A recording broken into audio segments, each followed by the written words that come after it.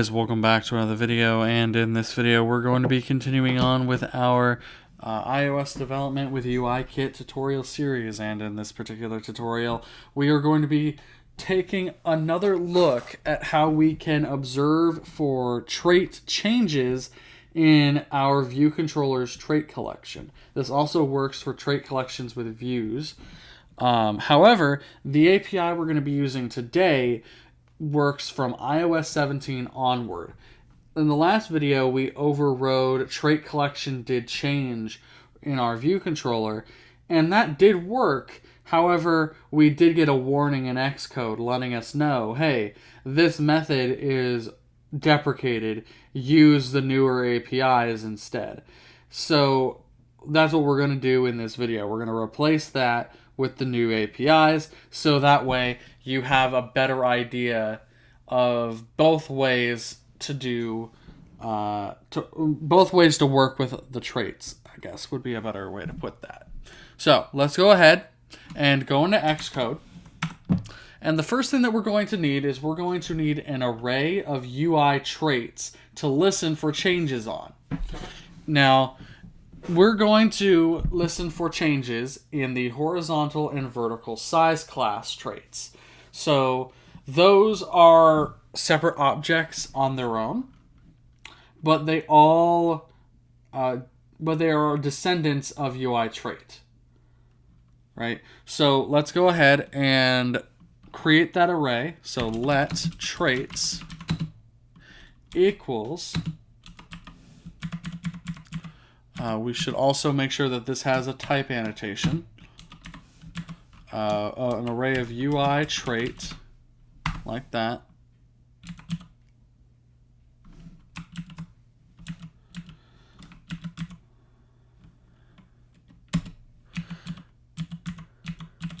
All right, so inside of here, we will say UI trait horizontal size class dot self, and then UI trait vertical size class dot self. So now we have an array of traits that we want to listen for. After we've created that array of traits, we need to actually register for trait changes using the register for trait changes. Now, there are a few ways of doing this. The first way that we can do this is we can pass in the array of traits, and then that we want to listen for changes on. Then we can use the action target action pattern to have a target and an action, which will be a selector, or we could pass it a completion handler. So we're going to use the completion handler here.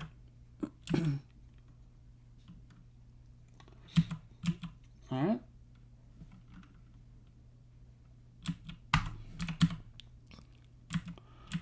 Register for trait changes, and we will pass it traits. And then, because the last parameter here is going to be a closure, we will give it a trailing closure. Now, this trailing closure will take in two parameters. The first parameter here is the object that this closure is going to be applied to. In this case, it'll be self. This will help us to manage memory, make sure we don't have any memory leaks anywhere. It'll be self colon with a type of capital S, self. So what this will help us do is it will, one, help us to avoid strong reference cycles, and it will also help us to avoid pulling in self from outside the closure.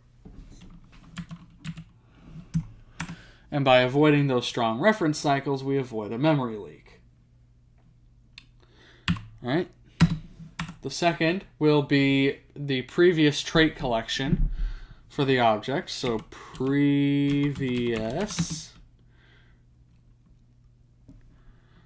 trait collection. And this will be a UI trait collection.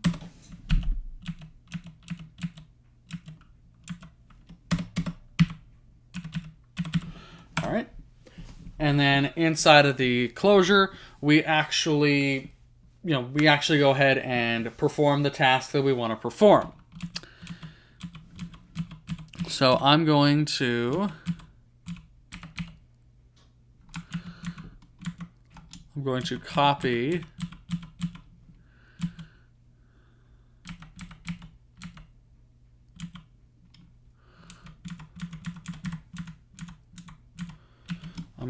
copy these lines here.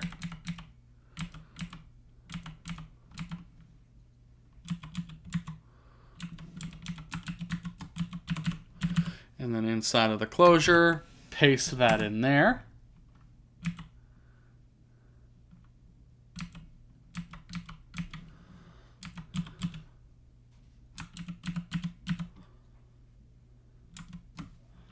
So we'll say self dot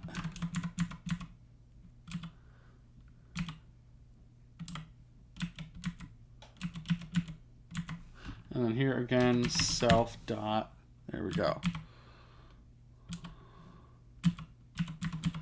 Perfect. Now the last thing that we need to do here is say self dot size class label dot text equals, and then we'll use string interpolation, horizontal str, comma, more string interpolation, vertical str, like that.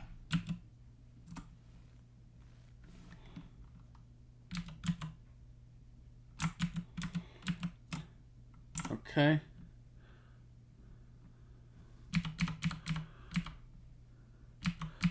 So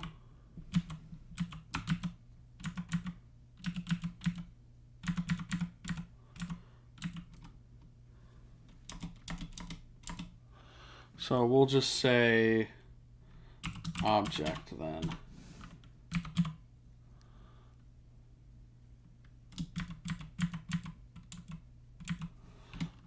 Object.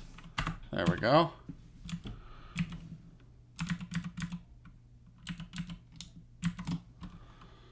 Object.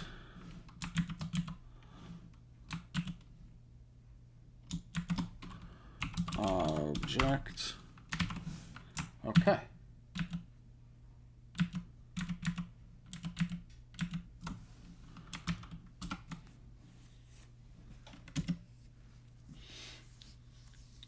Okay, so we have a build failure here.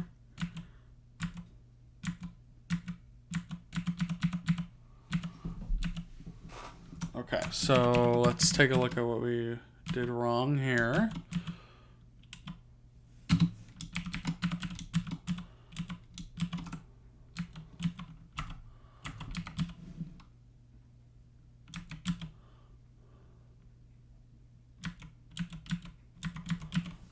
Okay, well, we forgot a comma separator. Okay.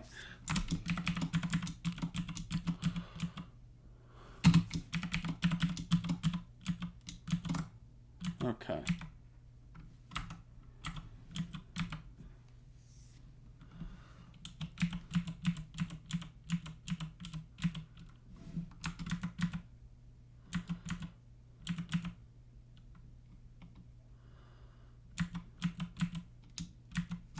Okay. So we can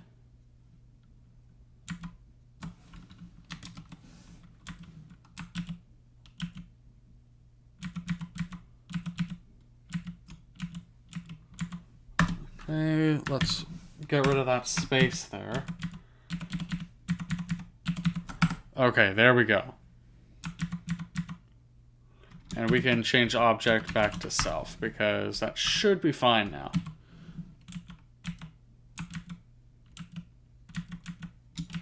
Object, so self. And then self again, like that. Okay, there we go. Now, let's go ahead and run our code. We have a successful build.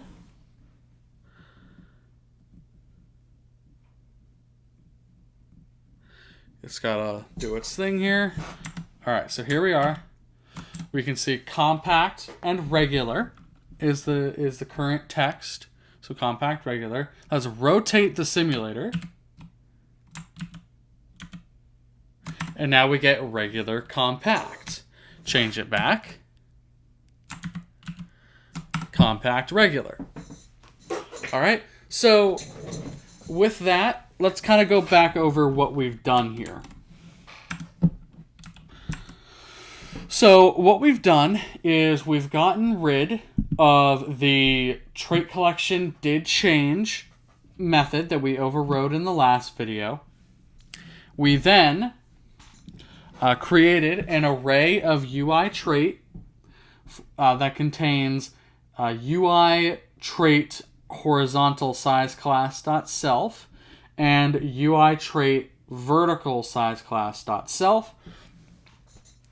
And then we are using this array of UI traits inside of register for trait changes inside of our view did load. This is a method on UI view controller.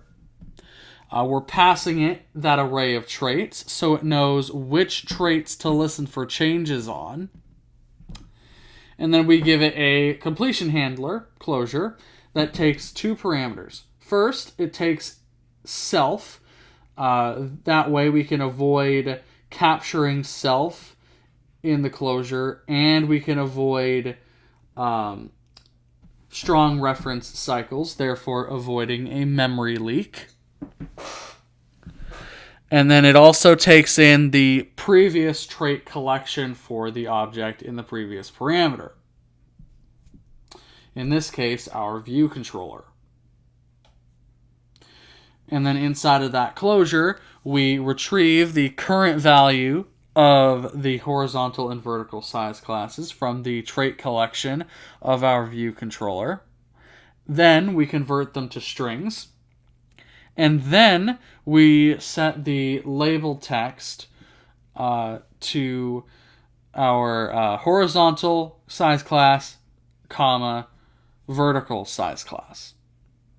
Now, of course, again, as I mentioned in the previous video, this isn't an example that you would use in real life, in a real-world application, but I wanted to show you the building blocks, the fundamental building blocks that you need to actually then go out on your own and modify the layout of your apps based on the size classes. Alright, so that pretty much does it for this video, guys. Thank you all so very much for watching, and we'll see you in the next video.